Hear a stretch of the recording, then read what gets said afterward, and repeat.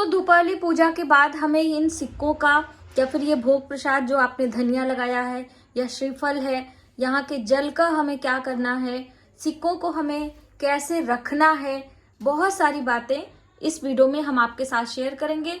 आप अपने पूजा मंदिर में लक्ष्मी और भगवान गणेश को विराजमान करके पूरे साल उनकी पूजा उपासना कर सकते हैं। तो चलिए देर न करते हुए वीडियो की शुरुआत करते हैं। सबसे पहले हम बात करेंगे दियों का कि आपने अलग अलग जो चौकी पर दिए लगाए हैं या फिर यहाँ पर जो अलग से आपने दिए लगाए थे इस तरह से, तो इन दियों को हमें क्या करना है और इन बातियों को। तो सबसे पहले मैं आपको बातियों के बारे में बताना चाहूंगी कि कभी भी जब पूजा की हमारी जो ये बातियां बच जाती हैं, इन्हें हमें कूड़े में नहीं फेंकना चाहिए। ठीक है, आप एक साथ करके रख लीजिए। और जो ये हमने सिक्के लगाए थे, इन सिक्कों को आपने एक साथ करके और भी कुछ इसमें धनराशि मिलाकर हम सफाई कर्मचारी को देंगे, जो साफ सफाई का काम करते हैं उनको आपको देना है। तो इन सिक्कों को हम एक साथ पहले कर लें और इन दिए की बातियों को और बाकी जो ये पुष्प हैं, ये सारा एक साथ आप अपने घर के एक गमले में नीचे थोड़ी सी मिट्टी डाल के बाकी इन गमलों में ये सारी चीजें आप डाल सकते हैं।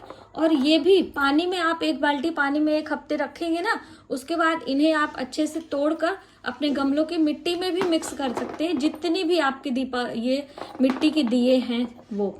ठीक है, अब आगे बढ़ते हैं पूजा की चौकी के ऊपर। तो हम पहले दिए की बातियों को इकट्ठा कर लेंगे, क्योंकि ये बातियों से हमारे घर में ये देखिए ये हमने इतनी इकट्ठा करी और भी जो होगी हमने निकाल लेना है। अब पूजा की चौकी हटाने से पहले आपको हाथों में थोड़ा सा अक्षत लेना है।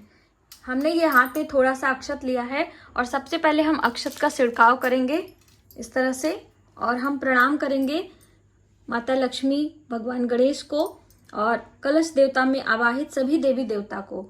और हम ऐसा भाव करेंगे कि हे देवी देवता, आवाहित देवी देवता कलश में और सभी यथास्थान जाएं और जो हमारे घर में रिद्धि सिद्धि सहित भगवान गणेश, माता लक्ष्मी, भगवान विष्णु सदा के लिए विराजमान हो। ऐसा भाव करते हुए आपको प्रणाम करना है। ठीक है, आपका दीपक शांत होना चाहिए। यदि आपने अखंड दीप लगाया है तो वो बिल्कुल शांत हो जाए, ऐसा भाव आपको रखना चाहिए। तो ये देखिए, और इनकी बातियों को भी आपको निकाल कर एक साथ रख लेना है। इनको भी हमें विसर्जित नहीं करना है। इन्हें हम आगे आपको बताएंगे कि इन सभी बातियों को कैसे हमें इस्तेमाल करना है। ठीक है, दिए हम हटा लेते हैं और हम सबसे पहले ये भोग प्रसाद के बारे में आपको बताएंगे। तो देखिए, जैसे कि ये फल मिठाइयां मैंने छोड़ दी थी और आप चाहें तो रात्रि में ही हटा सकते हैं। तो इन सभी को आप अपने पूरे परिवार में लेकर प्रसाद के रूप में ग्रहण कर सकते हैं। ये धन्वंतरी देवता को जो भोग लगाया था, इसका आंवले का, और यहाँ पे लौंग, इलायची और ये है। तो आप इन सब चीजों को अपनी रसोई में रखें और अपनी चाय में और अपने उसमें इस्तेमाल करके इसकी शुभता ले सकते हैं। आंवले को भी आप चटनी वगैरह के रूप में इस्तेमाल कर सकते हैं। ये भगवान गणेश को हमने भोग प्रसाद लगाया था, ये भी आप अपने घर में इस्तेमाल करें। और ये है माता रानी का भोग। तो इसमें कुछ चींटियां भी चढ़ गई हैं, ऐसा हो जाता है। तो ये हम फल निकाल लेंगे और ये मिठाइयां भी हम निकाल लेंगे और इन सब चीजों को एक साथ कंटेनर में भर के आप 1 वर्ष के लिए स्टोर कर सकते हैं। और जब भी किसी विशेष काम के लिए जा रहे हैं, कहीं आप कोई एग्जामिनेशन के लिए कोई इंटरव्यू देना है या फिर आप किसी विशेष काम के लिए जा रहे हैं, तो ये प्रसाद खाकर जाते हैं तो आपका काम 101% बनता है, आपका समय बचता है और आपको परेशानियों से निजात मिलती है। तो ये बहुत अच्छा प्रसाद होता है दोस्तों। हम लोग हर साल इसे स्टोर करके रखते हैं और शुभ कार्यों में जाते समय इसे खाकर जाते हैं। ठीक है, और ये जो आपकी चौघड़िया है, आप इसे अपनी रसोई घर में स्टोर करें। ऐसे ही आप रख दीजिए एक साइड में। अब बारी आती है ये धनिया। तो धनिया भी प्रसाद के रूप में है, आप अपनी रसोई में रखकर इसे इस्तेमाल करें।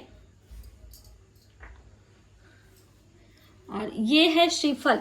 तो हमने इसे भोग लगाया था, माता रानी को भेंट किया था।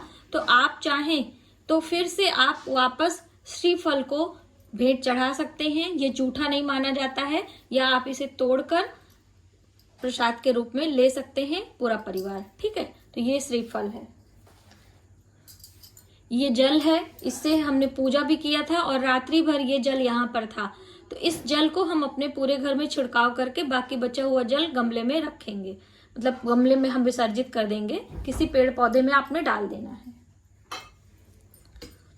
पूजा के जो पात्र हैं आप हटा लीजिए और इन्हें वापस धोकर साफ करके फिर से पूजा में हम इस्तेमाल करेंगे। अब बारी आती है इन कमल गट्टे और जो ये गोमती चक्र हैं, ये चांदी के सिक्के हैं, इन्हें हमें क्या करना है।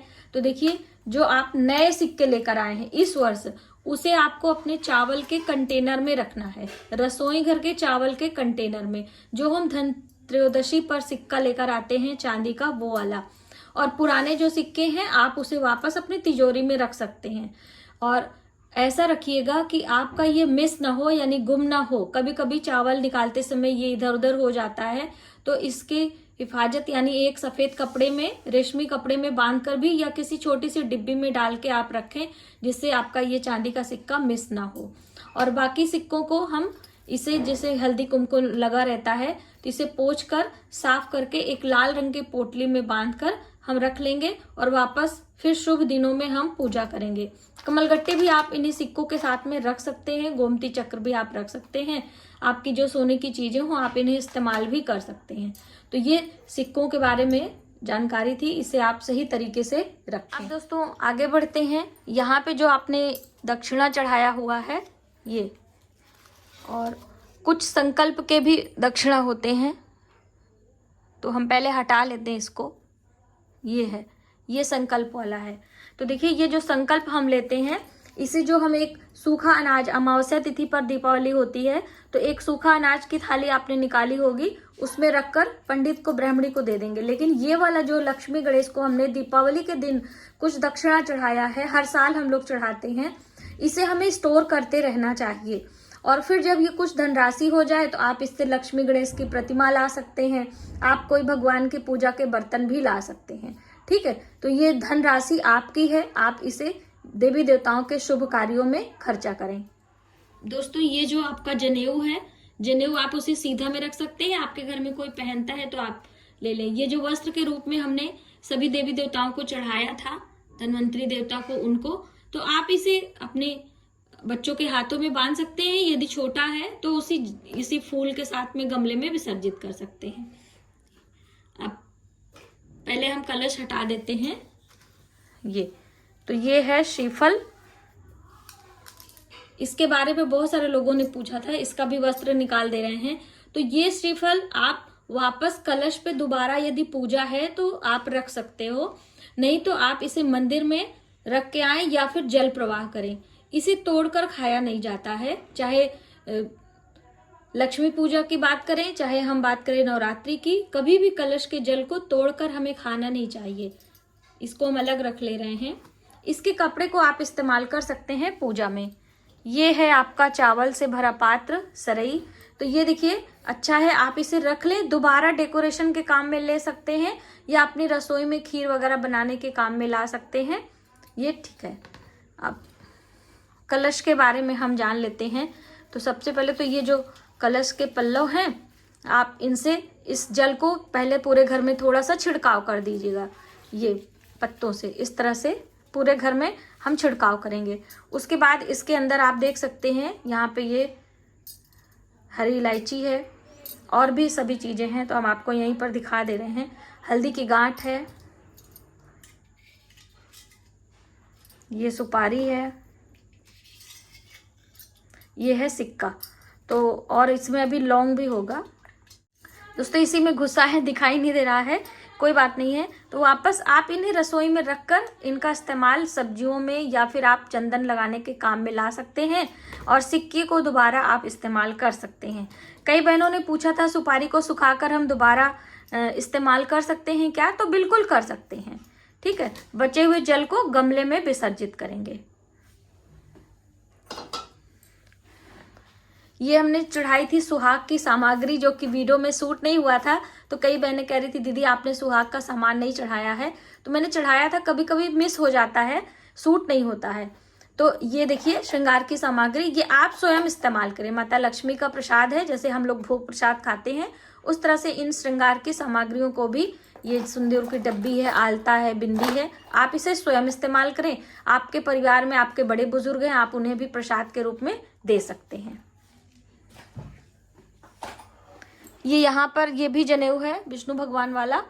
तो गणेश जी का और विष्णु भगवान का जनेऊ 2 हो जाता है। तो दोनों आप अपने परिवार में दे दें या ब्राह्मण को सीधा में दे सकते हैं। अब जितने भी देवी देवता हैं, भगवान गणेश ये हैं, कुबेर जी हैं, आप इन्हें अपने पूजा मंदिर में रख सकते हैं।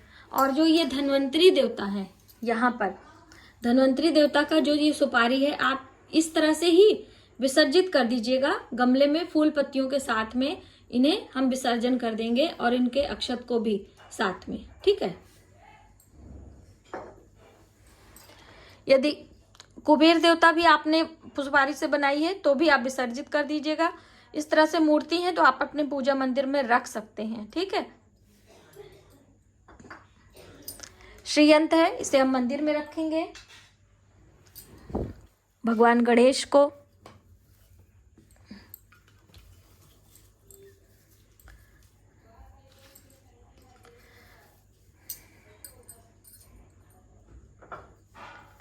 ये जो आपने कपड़े चढ़ाए हैं, ये देवी देवताओं के आप रखकर दोबारा इस्तेमाल कर सकते हैं। देवी देवताओं की चढ़ी हुई चीजें जो होती हैं, हम उन्हें पर फिर से इस्तेमाल कर सकते हैं।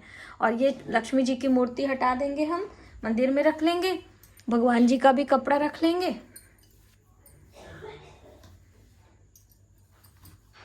और ये है भगवान विष्णु की फोटो, तो हम इन्हें भी अपने पूजा मंदिर में रख लेंगे। यहाँ के सारे फूल को आप हटा लीजिए और इन चावलों को एक साथ करके हम हटा लेंगे। और एक यहाँ पर छोटा सा दीपक लगाकर और हम चौकी का समापन करेंगे। जो ये कपड़ा बिछा है इसे आप धोकर साफ कर लीजिए, अगले वर्ष इस्तेमाल करिएगा। ये दोस्तों रह गया, ये ग्वालन है, तो आप इन ग्वालन के इनके जो ये बचे हैं इसको आप ले लीजिए। वैसे तो राख हो गया है ज्यादातर, ये आप उसी बातियों में रख लीजिए। और बाकी ग्वालन को अपने रसोई घर में हमें रखना होता है, तो आप रख लीजिएगा। और ये जो बची हुई बातियां हैं, आप इन्हें एक इस तरह से मिट्टी के बर्तन में रख के थोड़ा सा कपूर डालकर आप इन्हें जलाकर एक प्रकार से इनका समापन कर दीजिएगा। इधर उधर हमें कूड़े में इन्हें नहीं बिखेरना होता है, इनमें एक खास प्रकार की ऊर्जा होती है। तो हर दिन भी हम जो तुलसी माता को लगाते हैं अलग, तो ऐसे बच जाती है, तो हम उन्हें एक साथ स्टोर कर लेंगे। हफ्ते 15 दिन में इन्हें इस तरह से थोड़े से कपूर डालकर हम इन्हें फिर से प्रज्वलित कर लेंगे। और कभी कभी क्या होता है कि तेल भी बच जाता है या घी बच जाता है, तो उन घी या तेल का हम क्या करेंगे, तो देखिए ऐसे ही आप उन्हें जलाकर समाप्त कर सकते हैं। बचे हुए घी तेल को वापस से पूजा में हमें इस्तेमाल नहीं करना होता है ना। तो ये भी ध्यान रखना कि जैसे आज की बाती हमने जलाई और वो शांत हो गई और दूसरे दिन फिर से वापस हम पूजा में उन्हें इस्तेमाल करेंगे। बची हुई चीजों को हम पूजा में यानी इस तरह से एक बार बुझ जाए तो हम नहीं करेंगे, उसको अलग से प्रकाश के रूप में हम जला सकते हैं।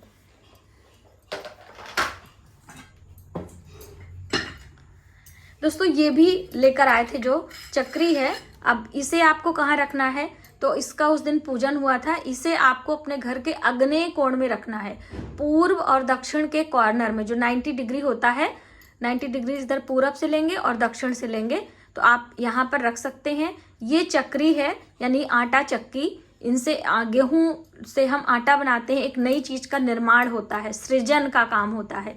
तो यदि आप इसे अग्नेय कोण में रखते हैं तो आपके घर की बच्चों का जो क्रिएटिविटी है, उनका विचार है, वो एक नई ऊर्जा को संदेश देता है। तो इसलिए आप इसे रखा करिए अग्नेय कोण में। इसी तरह से अपनी रसोई में मिक्सी भी रखा जाता है। ये है गुल्लक, ये भी हम लोग धनतेरस पर लेकर आते हैं। और इस गुल्लक में हर दिन 5 रुपए का, 1 रुपए का, 10 रुपए का, जितना भी आपका बजट है, 1 रुपए दान के रूप में निकाला जाता है। और फिर महीने साल भर में उसे तोड़कर मंदिर में हम दान करते हैं। एक प्रकार से हमारे घर से दान की चीजें 1-1 रुपए, 10-10 रुपए, जैसा भी आपको बजट हो इस तरह से करना चाहिए, शुभता आती है। तो दोस्तों आपने जाना इस तरह से आप इन चावलों को लेकर दोबारा सजावट के काम में ला सकते हो, और दोबारा फिर से आप कोई पूजा करते हो तो फिर से आप उस तरह से ये अष्टदल कमल आदि बनाने के काम में ले सकते हो। आप चाहें तो पंछियों को दे सकते हैं। ठीक है, तो बस आपने जाना कि दीपावली पूजा के बाद हमें अपनी चौकी का विसर्जन कैसे करना है और उन सभी चीज़ों को कैसे इस्तेमाल करना है। तो हमें उम्मीद है कि आपको ये जानकारी अच्छी लगी होगी और वीडियो को आप ज़्यादा से ज़्यादा लोगों में शेयर करें। और दोस्तों उस दिन हमें अपने इस पूजा स्थान पर झाड़ू नहीं लगाना है। कभी भी किसी भी पूजा की चौकी हटाने के बाद हमें तुरंत झाड़ू नहीं लगाना चाहिए। सिर्फ एक दीपक हमें प्रज्वलित करना है संध्या के समय, सूर्यास्त के बाद चौकी हम जब हटा लेंगे। कभी भी आप चौकी हटाएं, लेकिन दीपक हमें संध्या को ही लगाना होता है। ठीक है, तो मिलते हैं एक नई जानकारी के साथ नए वीडियो में। तब तक आप अपना अपने परिवार का ख्याल रखें। जय माता दी।